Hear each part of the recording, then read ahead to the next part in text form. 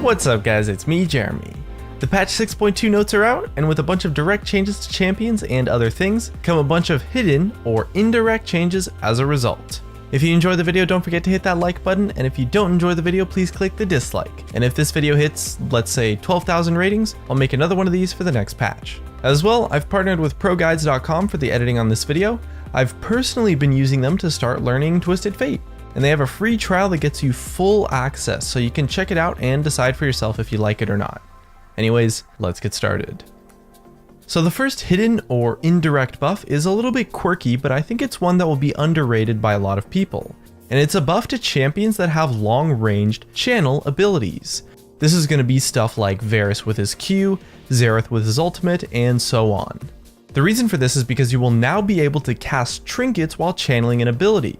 More specifically, casting the blue trinket while channeling those kinds of abilities will be really helpful in a lot more situations than you might expect, since you suddenly have a reliable way to see into the fog of war when trying to snipe someone down.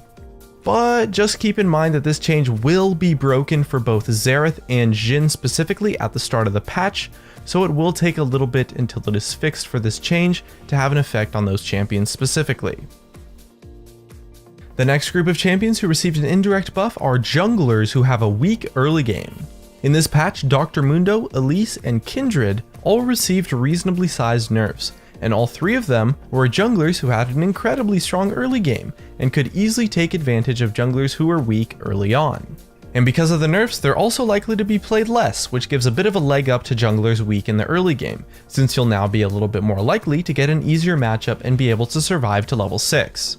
Although this change also affects the other junglers a tiny bit as well, it's much more impactful to those who really struggled to just survive the early game, since those three champions that got nerfed was a key group of bad matchups for them.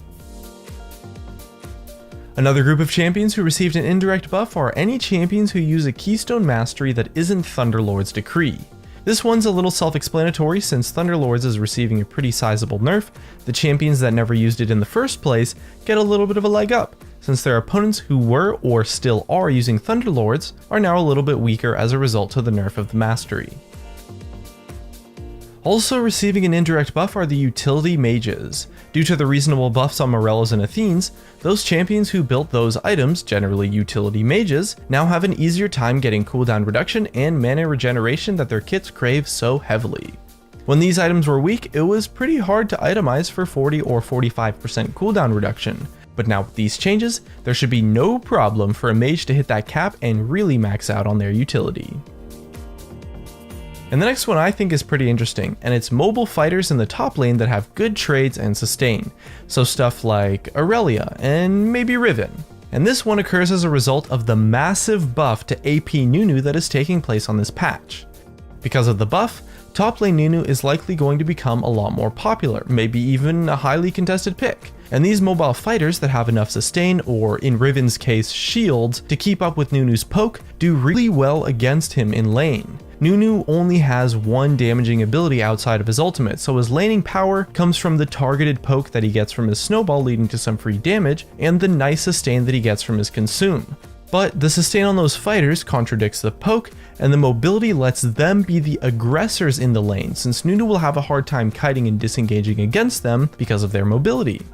As for how good and how popular Nunu top will be, well, it's hard to say for sure, but it's definitely going to be more than it was in the last patch. The last change in this list is, it's not an indirect buff in any way, shape, or form. In fact, it's a very direct buff to Cassiopeia.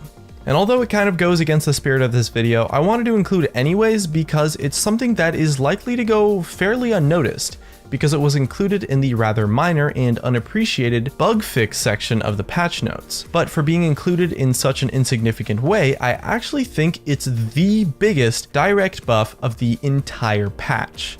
And the change is this. Similar to Rise, Cassiopeia now retains her previous movement or attack command after E Twin Fangs cast finishes. What this means is that you can click in one direction and cast Twin Fangs in any other direction, and you will automatically continue moving in that direction that you initially clicked on, essentially making kiting using her Twin Fangs take pretty much zero mechanical skill now, whereas previously it took an incredibly high amount of mechanical skill. She's become much easier to play and thus much better overall from a seemingly minor bug fix. And that's just about all the hidden buffs I could come up with, so let's go over a rundown of some of the major things to look out for on this patch. The buffs to Nunu and Cassiopeia are pretty significant, as is the nerf to Rengar. The Kha'Zix buff is also something that I could see having a lot of potential since it adds a lot of mechanical ability into his kit, so maybe it's like a wildcard buff from the patch. As well, jungle matchups are probably going to shift around a little bit since 3 major popular junglers took a hit, but Graves wasn't touched, so he'll still reign supreme. However, there's a big opportunity for a lot of the Devourer-based junglers to be a little bit better now.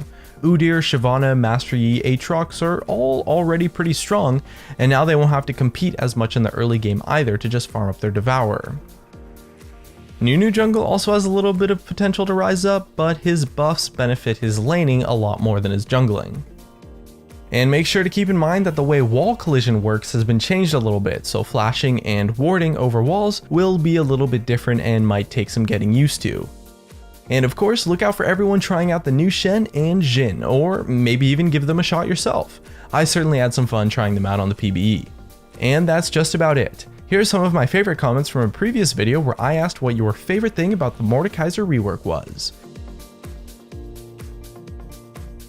For a chance to be featured in a future video, leave a comment about what your favorite change in patch 6.2 is. Thanks for watching, and I'll see you guys next time.